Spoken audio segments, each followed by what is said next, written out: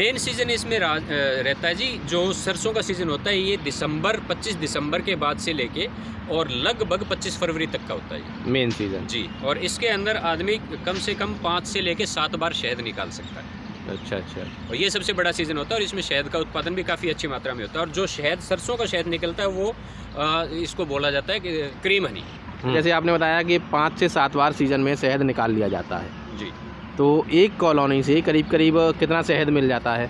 एक कॉलोनी से 1 साल के अंदर टोटल जो शहद है वो इसमें एक बेरी का शहद निकलता है। बेरी के सीज़न पे जो निकलता है लगभग सितंबर के लास्ट में और अक्टूबर के फर्स्ट वीक में। ठीक है। उसके बाद में 25 दिसंबर से लेके और 25 फरवरी तक सरसों का शहद निकलेगा। उसके बाद में 5 मार्च से लेके और 10 अप्रैल तक इसमें कुछ एक एरिया वाइज अलग अलग होते हैं। जैसे मैं जिस एरिया से संबंध रखता हूँ उसमें जांटी और शीशम एक पौधा होता है, उनका शहद निकलता है। तो ये टोटल मिला के एक जो डिब्बा है वो कम से कम 35 से लेके 50-55 किलो तक शहद का उत्पादन दे देता है। तो इन शहदों का जो कीमत या रेट कहें तो अलग अलग रहता है या एक ही रेट आपको मिलता है? नहीं, बिल्कुल अलग अलग रहता है जी। शहद की जो क्वालिटी होती है वो अलग अलग होती है। अब जैसे सरसों का शहद है, पिछले साल जो सरसों का शहद रहा 2021 के अंदर उसका काफ़ी अच्छा रेट मिला।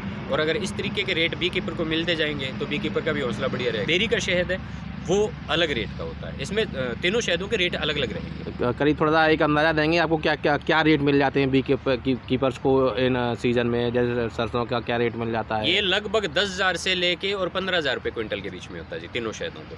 मतलब 100 रुपये किलो से 150 रुपये किलो के बीच में मिल जाता है जी। इनकम की बात करें अगर हम तो 100 डब्बों से एक सीज़न पे कोई भी व्यक्ति कितनी अर्निंग कर सकता है? 100 डिब्बों पे अगर कोई आदमी शुरुआत करता है तो वो जितनी इन्वेस्टमेंट करता है अप्रोक्सीमेटली ये बोला जाता था कि जो भेड़ का व्यापार होता था पहले जी, तो बड़े बुजुर्गों का कहा हुआ है कि सबसे ज़्यादा ब्याज जो पाड़ते थे वो भेड़ के ऊन को बेच के 20 रुपये सैकड़े तक का ब्याज, मतलब वो व्यवसाय उसका कर देता था। और उसके बाद में दूसरा ऐसा ये काम मैंने देखा है कि इसमें अगर आदमी कर्ज लेके भी काम करता है तो इसमें कम से कम 5 रुपये सैकड़े तक का जो है वो आदमी अपनी इनकम पूरी कर सकता है एक सीज़न के अंदर। मतलब पूरे 6 महीने का जो टाइम पीरियड है उसके अंदर, अगस्त से लेके और मार्च अप्रैल तक के टाइम में। जैसे आपने बताया अभी ऑफ सीज़न और इन सीज़न जी, तो ऑफ सीज़न कौन सा रहता है और सीज़न कौन सा रहता है? मेन सीज़न इसमें रहता है जी, जो सरसों का सीज़न होता है ये 25 दिसंबर के बाद से लेके और लगभग 25 फरवरी तक का होता है मेन। बाकी इसमें जैसे पिछले वीडियो में आपने बताई थी कुछ रोग भी आते हैं और समस्याएं भी रहती हैं जी, तो मुख्यतः इसमें रोग की क्या समस्या रहती है?